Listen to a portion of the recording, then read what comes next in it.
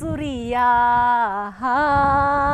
wanita, kerana keistimewaanmu terpikul segala amanah di bahumu.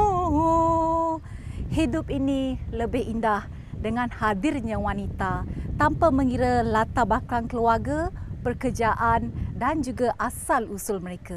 Setiap wanita membawa erti dalam kehidupan ini dan setiap wanita juga menghadirkan cinta dalam kehidupan ini. Walaupun wanita sering dikaitkan dengan sifat yang lemah lembut dan penuh dengan kasih sayang, namun kita tidak boleh menafikan penglibatan dan sumbangan mereka dalam operasi mencari dan menyelamat. Jika anda lihat ini, saya ni berada, menara lah, saya boleh katakan menara, bukan bom meriam. Tapi saya bukan nak bom siapa-siapa. Ingin tahu siapakah tetamu istimewa kita dalam episod kali ini? Anda terus kekal setia bersama saya dalam Suara Wanita. Jom, teman saya cari beliau.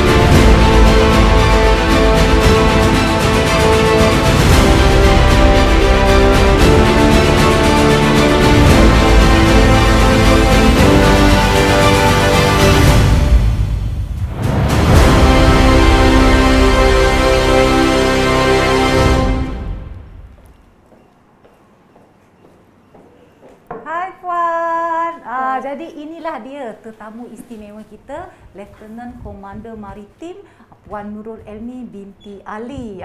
Puan, sebenarnya saya sangat teruja apabila berada dekat sini sebab saya rasa feel sebagai seorang yang menjaga kedaulatan dan dalam masa yang sama juga melindungi negara. Tapi saya perasan masa saya masuk tadi, moto agensi penguatkuasaan maritim adalah mengawal, melindungi dan juga menyelamatkan. Mungkin boleh kongsikan sedikit sebagai mukadimah kita kepada penonton, apakah fungsi dan peranan agensi penguatkuasaan maritim Malaysia? Okey, terima kasih Puan. Okey, selaras tadi kita ada moto mengawal, melindung dan menyelamat, dan diperbesarkan dengan dua bidang tugas hakiki APMM yang paling utama. Yang pertama adalah menguatkuasakan undang-undang di perairan Malaysia sehingga ke sempadan Zon Ekonomi Eksklusif ZEE. Dan tugas peneraju kedua adalah melaksanakan dan mengkoordinasikan op cari lamat dalam MSSR, iaitu Malaysia Rescue Region. Saya kira ini merupakan satu topik yang menarik ni sebenarnya, sebab saya kira tak ramai dalam kalangan penonton dan termasuk saya juga kurang arif sikit sebenarnya apakah bidang tugas dan skop penguatkuasaan agensi penguatkuasaan maritim Malaysia. Mungkin Puan boleh kongsikan sedikit sebagai nak menaikkan semangat penonton kita, aktiviti ataupun rutin harian Puan di pejabat. Okey Puan, saya jemput untuk melihat sendiri aktiviti saya. Jom kita tengok apa aktiviti beliau. Okay. Setiap pagi kebiasaannya apabila saya sampai dalam 8.30 lah. 8.30 ada office hours lah ya. Office hours. Okey, ini adalah pejabat ataupun unit cari lamat dan bantuan bencana.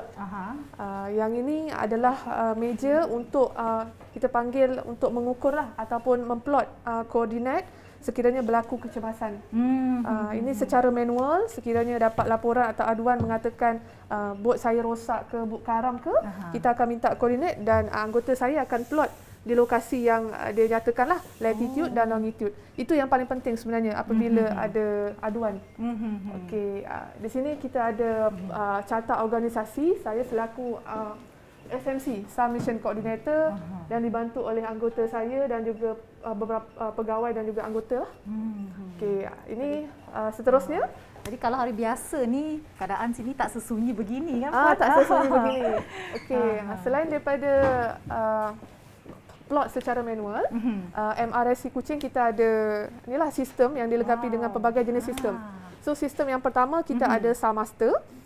SAMaster dan juga kita ada melalui sistem Kospas juga yang mana peranti alat kecemasan iaitu PLB ataupun EPIRB ataupun LT yang mana menghantar isyarat kecemasan ni memang dihantar ke satelit Kospas dan akan dapat detect dalam sistem ni.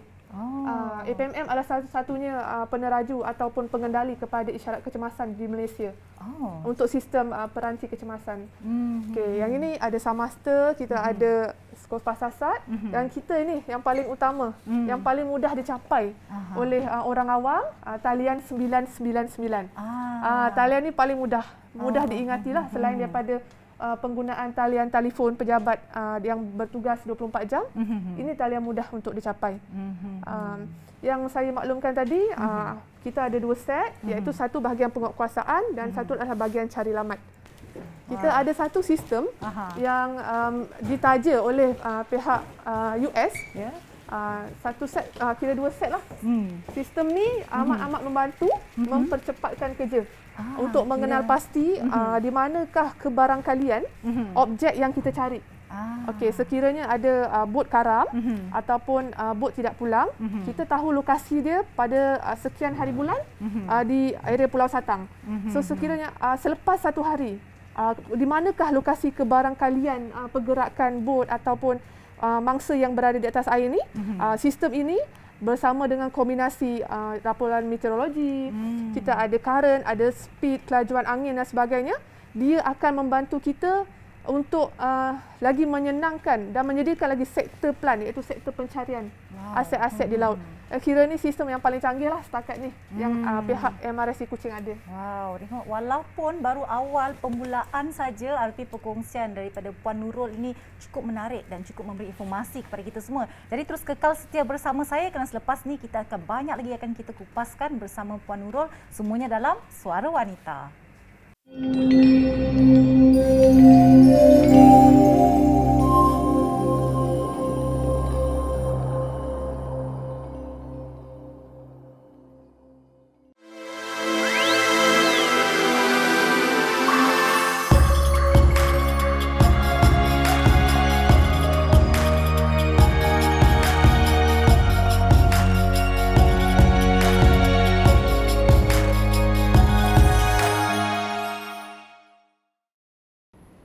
Ya, kembali lagi bersama saya Sharon Kezia bersama dengan tetamu istimewa kita, Lieutenant Commander Maritim Puan Nurul Elmi binti Ali, hanya dalam siaran Suara Wanita.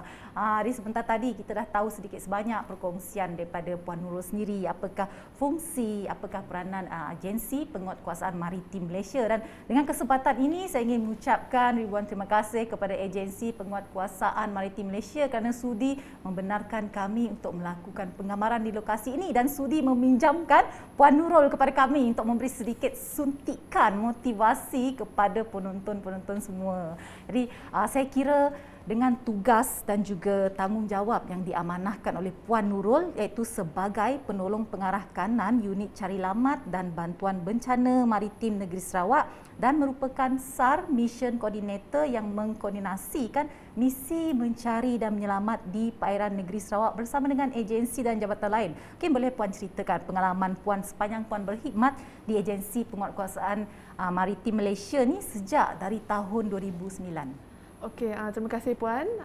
Ingin saya berkongsilah sedikit pengalaman saya sepanjang saya menyertai agensi penguatkuasaan maritim Malaysia pada tahun 2009. Saya menyertai APMM melalui pengambilan pegawai Siri 3 2009 pada usia saya 24 tahun. Kemudian selepas dalam proses menyertai itu 9 bulan dalam training di Akademi Maritim Sultan Ahmad Shah di Kuantan.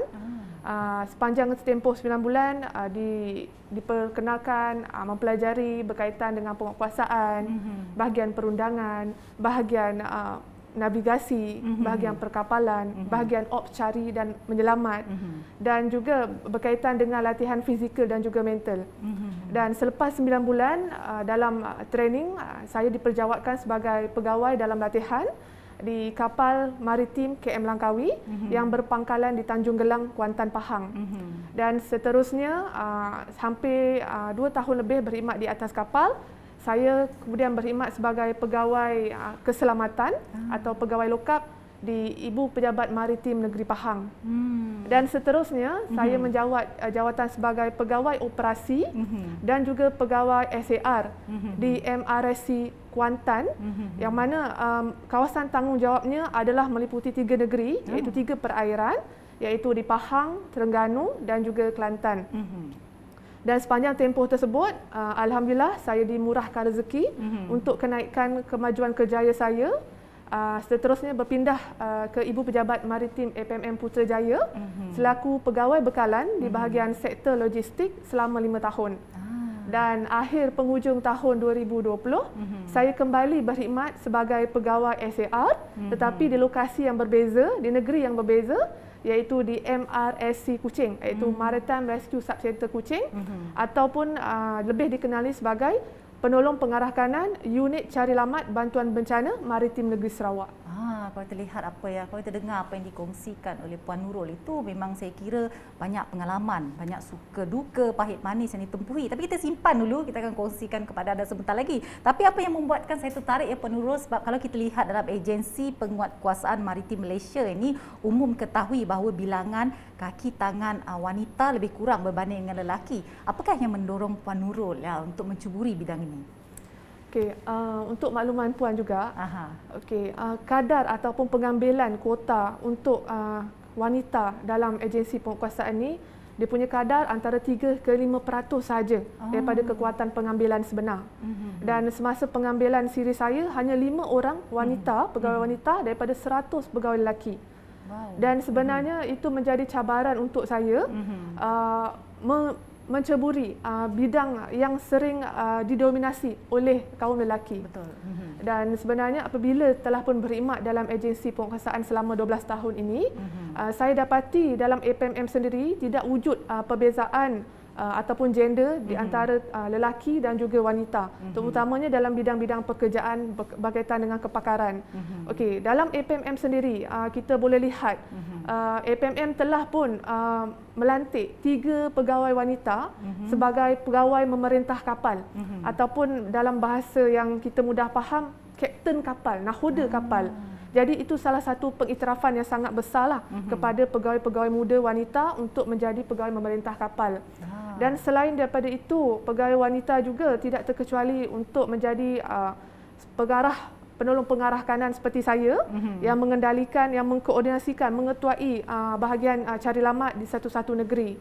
Dan ada juga kapten wanita yang mengetuai ataupun menjadi timbalan pengarah operasi untuk satu-satu negeri di pantai timur dan juga di bahagian utara tanah air.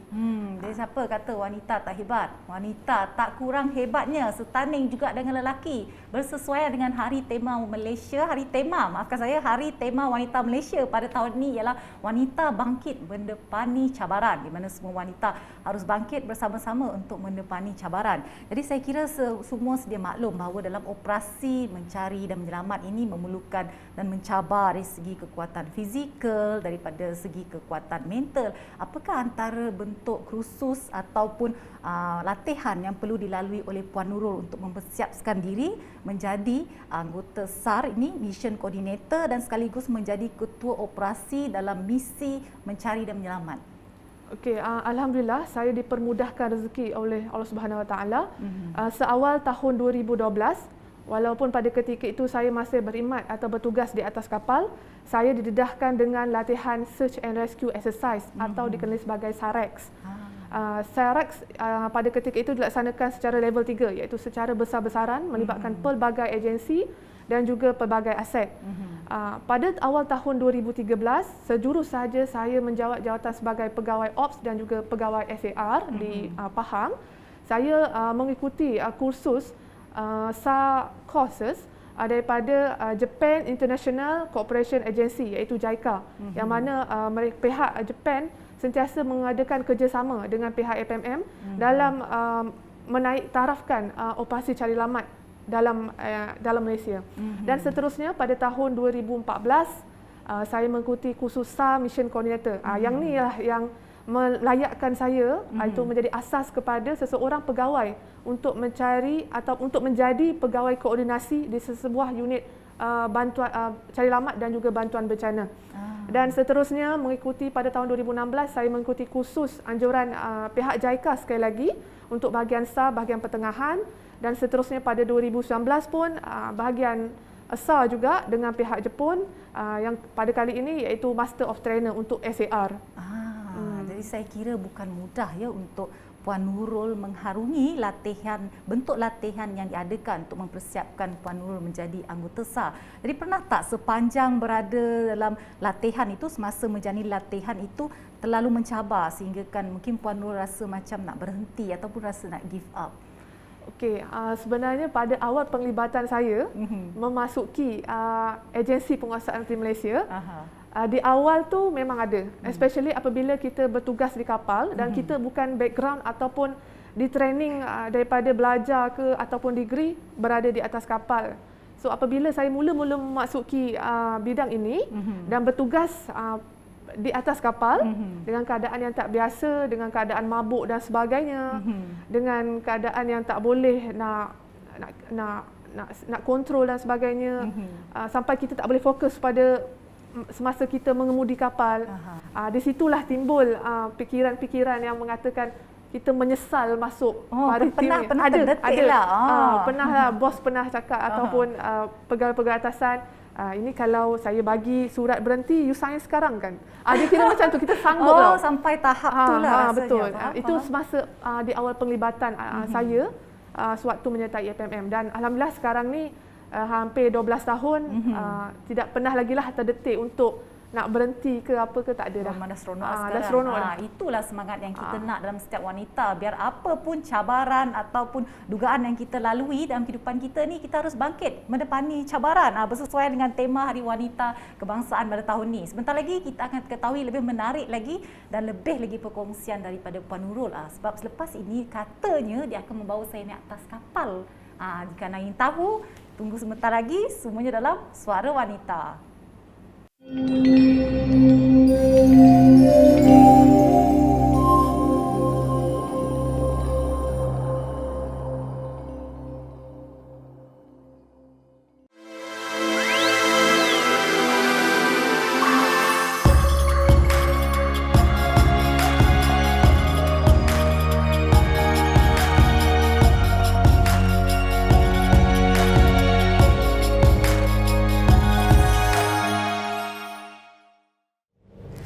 Kita masih lagi dalam topik wanita dalam usaha cari lamat bersama dengan Puan Nurul. Dan seperti anda lihat, saya berada di atas kapal yang digunakan dalam operasi mencari dan menyelamat.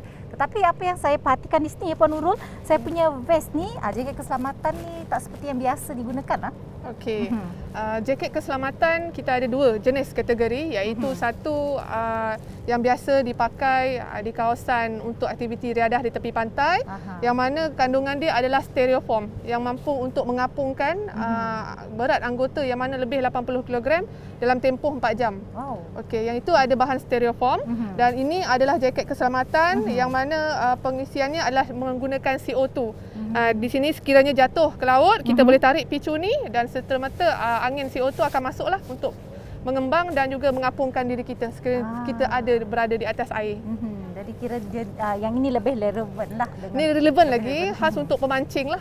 Keadaan laut yang bergelora dan sebagainya, ini yang paling sesuai. Dah kebetulan saya berada kat kapal ni, semestinya lah saya nak membawa anda merasai pengalaman berada di dalam kapal. Jom, kita masuk dalam. Jom. Jadi inilah dapat anda lihat ya. Saya bersama Puan Nurul, antara kita boleh kata dekat sini keadaan di kapal. Ni kawasan kita panggil bridge ataupun anjungan lah. Di mana kawasan untuk mengemudi hala tuju kapal. Okey. Kita ada beberapa anggota yang akan bertugas lah semasa kapal dalam tempoh pelayaran. Okey. Dekat sini kita ada tempat duduk CEO kapal, kita ada tempat jurumudi, SO kapal. Biasanya yang akan bertugas masa pelayaran adalah mereka yang dipanggil awasan lah, bertugas di atas bridge. Okey, kita ada lookout. Lookout ni maksudnya melihat kawasan sekeliling. Sekiranya ada objek-objek yang berbahaya yang tak dapat dilihat secara berdepan atau mata kasar. Lookout ni berfungsi sebelah kanan dan juga sebelah kiri. Itulah fungsinya, ada beranda kanan dan kiri sebenarnya. Bila kita sebut tentang mencari dan menyelamat, saya kira bukan saja bantuan dari segi bentuk fizikal, tapi dari bantuan daripada segi bentuk alatan juga diperlukan. Apakah antara alatan yang perlu ada pada komuniti maritim ni apabila mereka turun dalam operasi menyelamat ni, mencari dan menyelamat? Okey, soalan yang cukup baik yang saya harap-harapkan. Okey, sebenarnya saya bukan nak promote dan sebagainya, tapi saya nak mewawarkan, memperingati kepada semua pengguna komuniti maritim, tak kisahlah nelayan ke, tak kisahlah untuk aktiviti riadah sekalipun. Okey, ada dua peralatan yang saya cadangkan, pihak APMM cadangkan untuk ada di sesuatu atas bot. Okey, yang pertama sekali, inilah yang saya cadangkan, yang saya maklumkan, iaitu jaket keselamatan perlu ada dan perlu dipakai semasa di atas bot. Okey, ini adalah jaket keselamatan mampu menampung berat badan yang saya maklumkan tadi, berat badan 80 kg, boleh menampung selama 4 jam sekiranya seseorang itu jatuh di atas air. Dan khas untuk orang yang tak pandai berenang lah. Okey, yang kedua, saya nak buat magic. Ada alatan tersembunyi rupanya. Ya. Okey. Okey, ini kita panggil dia sebagai PLB. Sekejap ya. Ini kegunaan apa ya, Puan? Sekejap. Sorry. Tak apa-apa. Dah ambil masa sikit. Okey. Macam telefon. Bukan itulah telefon. Nampak macam telefon. Okey, bukan telefon ya. Bukan barang mainan. Okey. Peralatan ini kita kenali sebagai Personal Locator Beacon, PLB. Okey. PLB ni, sekiranya di laut, dalam jarak 2-3 batu masih ada talian telefon. Sekiranya berlaku kecemasan, diorang boleh hubungi kita atau mana-mana keluarga kan dan sebagainya. Tetapi lebih daripada 5 batu atau 10 batu, talian komunikasi dah tak ada. So apa cara diorang ni yang mana berlaku kecemasan laut nak maklum yang diorang ni tengah berada di kecemasan. Jadi inilah yang saya promotekan, APMM promotekan, iaitu satu alat dikenali sebagai PLB yang boleh dibeli di Shopee, paling mudah lah. Boleh beli di harga Shopee. mampu milik. Okey, tapi pastikan masa nak beli ni dia adalah producer dia atau pengeluar dia adalah Malaysia lah. Ada kod dia di sini. Ada kod dia di situ. Ya, 533 tu kod Malaysia. Okey, apabila dah beli, saya sarankan daftarkan dahulu dengan APMM. Di mana APMM akan mengendalikan pendaftaran sistem ni. Melalui pendaftaran www.bim.gov.my. Sekiranya telah mendaftar, kita akan rekod siapa owner pemilik ni, lokasi dia kat mana, nombor telefon pun kat mana. Dan jika berlaku kecemasan, jatuh atas air, boleh tekan butang kecemasan tersebut. Okey, tekan banyak kali, lama sikit sampai dia menyala. Akan menghantar isyarat ke satelit Kospasat kita panggil, dan satelit akan memancarkan terus kepada MYMCC di Pahang, iaitu satu tempat yang dimiliki oleh APMM menerima isyarat kecemasan ni. Dan selepas menerima isyarat kecemasan, dia akan salurkan kepada MRSC yang berdekatan. Dan kita tahulah, ada kecemasan di lokasi tersebut dan maklumat tu pun dah lengkap. So inilah alat yang paling mudah sekiranya turun ke laut, ataupun boleh juga sekiranya pergi mendaki gunung dan sebagainya yang tak ada talian telefon. Alat ni paling mudah untuk digunakan. Sekaligus menjaga keselamatan kita. Jadi sekali lagi kita ucapkan terima kasih kepada Puan Nurul Elmi binti Ali di atas perkongsian beliau yang saya kira cukup mendalam tentang apakah antara langkah-langkah yang kita perlu ambil sebagai pengguna biasa. Sebenarnya memang banyak, saya percaya memang banyak yang Puan Nurul ingin kongsikan, tetapi dalam Suara Wanita ini masa sentiasa mencuburui kita. Jadi kepada anda semua, terus kekal setia dengan saya pada setiap hari Selasa pukul 9.30 pagi hanya di TVS saluran 122 Astro dan MyTV. Sehingga kita bertemu lagi, saya Sharon Kezia hanya dalam siaran Suara Wanita menginspirasikan duniamu. Bye-bye.